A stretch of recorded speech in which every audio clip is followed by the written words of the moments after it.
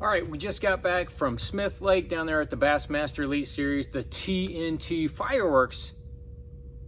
But the fireworks were not in my boat as far as the big fish. I did not have a good event. Caught a ton of fish. I really enjoyed myself. Didn't catch them up on the bank like I wanted to. Caught a few on, kind of traditional baits, but most of them were out there on the fish that were roaming out in the middle. And it was kind of a lot of fun, but didn't run into those bigger class of fish that I needed. Needed those fish bigger than 2 pounds, not the ones up to 2 pounds. I had basically 9 pounds, a little over 9 pounds, 2 days in a row, and that didn't cut it. Finished down in the 80s. But I'm gonna show you the baits that I was using for the. Well, I'll tell you what. We're gonna start with the good stuff. Had the old Sea Rig, my buddy, the old ball and chain, my friend, your friend, our friend, the old Carolina rig. Cue the Eric Church Carolina theme music, because I like throwing a Carolina rig. I'm going to show you, start with the weight up here. I was throwing a 3/4 ounce tungsten weight. Had a 8mm glass bead and one of the little tickers and a Spro power swivel. I believe it was a number 8 size, not totally positive. 20-pound shooter, fluorocarbon on my main line, 14-pound on my leader, about a 3.5 foot leader, a 3/0 Gamakatsu offset shank round bend worm hook. That is my go-to. And then the Baby Destroyer is absolutely my go-to on the Carolina rig. I've caught so many smallmouth, spotted bass, and largemouth on that bait on the Carolina rig, it's ridiculous. But I was using GP3 when it got sunny. If it was overcast, I was using Green Pumpkin Flash, and that was kind of the main deal there. I was throwing that mostly on points or anywhere I could find some rock and see some fish that were kind of scattered on those areas. I would throw the Carolina rig, and then when I figured it out in practice, I was getting a little better grade of fish. I was catching 2 to 2.5 pounders. In the tournament, it went away, and I don't know why, but I failed to mention Cash and Icon 7-foot 3-inch medium heavy worming jigging rod. That's the deal. Daiwa Zillion 8.5, a really high speed reel, a good reel so you can cast it a long ways. Probably casting up to 120, maybe 130 feet with that Carolina rig, just absolutely bombing it so you can cover a lot of water and stay off of the fish as well. The very first keeper I put in the boat was on this rig. The biggest fish that I caught was just a little over 2 pounds. It was like 2.2 or something. I caught it on this rig, and I really thought that I was going to be able to catch 5 fish 2 pounds or better on that each day, but that just didn't pan out. It didn't pan out. So what I ended up doing was working the fish out in the middle, and really what you have to do is put that power pole move down and start scanning. And when you start scanning with the live scope, I got the LVS 34 and the 62, but I was using the 34 mostly, because I was scanning wherever you would see puffs of bait, and it was like the more bait you would see, the bait was probably 10 to 20 feet down. If you saw those puffs of bait, there would probably be fish somewhere around there. Now, those puffs of bait were almost anywhere in the entire lake. Really kind of wild, kind of hard to dissect and be able to break down the little zones that would have keepers versus having non-keepers. I mean, I found one area in practice that was loaded with fish, and I caught about a dozen there one day, and I went back the next day because I was in that area. I was like, I'm gonna just go through there again and see what happens. I caught about another dozen. I never had a single keeper. So for whatever reason, there were smaller ones in that area.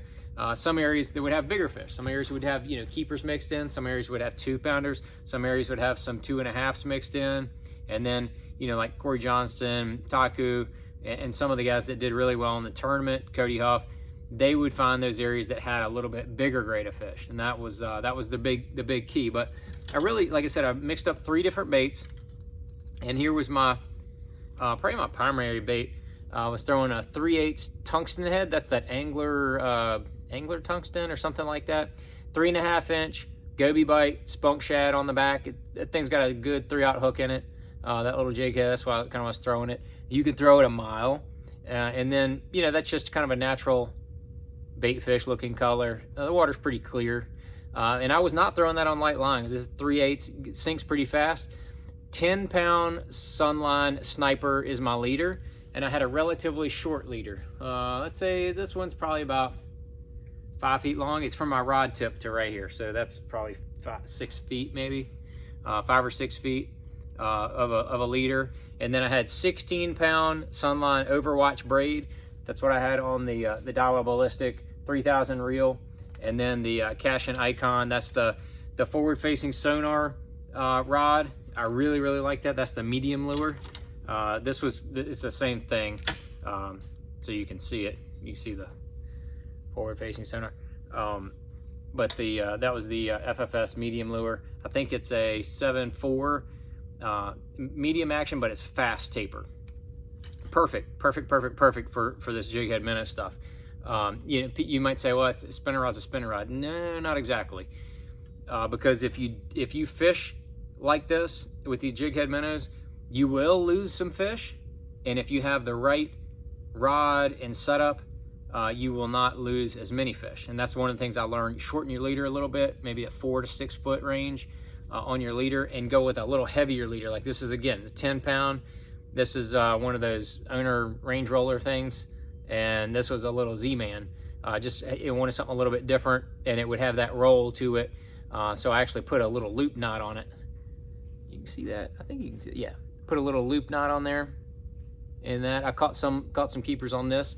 And again, about a 4 or 5 foot leader on that. And the same 16-pound Overwatch. That line casts really well. It handles well. It's really strong. I like that a lot. And same. I think this is the 2500 ballistic, but it's just the one I happen to have on there. But those two were kind of my mix for just catching a lot of those fish out in the middle. And really what you're looking for is not individual fish. You're looking for little packs, little wolf packs. If you could find, it seemed like the more fish, the better, the more competitive they would get if you threw one of those baits over there. And then after a couple days of doing it, you can really look at those schools and kind of tell basically what size they are. You can look at them and go, yeah, those are smaller ones. But, oh, those are a little bit better ones. And I just didn't see many of those better ones, unfortunately. But then the one other little sneaky bait, I got to show you. Sneaky bait right here. It's kind of a cool deal. It's a little micro spoon. Caught, I think, maybe 1 or 2 keepers on it, in the course of the 2 days. But it's just a little tiny spoon. It's a 1/4 ounce. They have a 3/8 and a 1/4. I put a little Spro swivel on the front of it. Had that on 8-pound Sunline Sniper, a normal 20-foot leader because I wanted that extra stretch. Had that on the light lure, the Cashin forward-facing sonar light lure rod, and then the Daiwa Ballistic 3000 with 16-pound. The Sunline AMZ braid. That braid is phenomenal. It's really good. I really like that. Both of the braids are really good. But that was, caught a couple fish on that. That was not, I think that the jig head minnow is really the deal. All the guys that whooped my butt, they were doing mostly the jig head minnow. But if you want to throw a little something different on them and have some fun, especially into the schoolers, that's kind of a cool little bait. But that was it, man. Forward-facing sonar rods from Cashin was a big deal. Shorter leaders on my jig head minnows seem to have a better, you get a better hookup ratio for sure. And then I was really forcing that topwater bite, trying to get it going. I never ran into it. And that was, more of a largemouth thing. Didn't throw the glide baits as much. I saw Steve Kennedy caught some good ones the first couple days on it. And that kind of made me throw up in my mouth a little bit, but that happens and I'm okay with it. Except for the throw up in the mouth. That's not good. But yeah, the old sea rig, man, it put some fish in the boat, but it didn't put as many as I thought it was going to. So we'll have to get that changed up when we go up north here in about another month. But that was at Smith Lake Bassmaster Elite Series. If you guys got any questions or comments, drop them down there. I'll try to answer them. If you think I did anything right or wrong, I mean, I mostly fish in the Ryan Creek arm, if you're curious. I fished from basically the bridge up. I never went below the bridge either day of the tournament.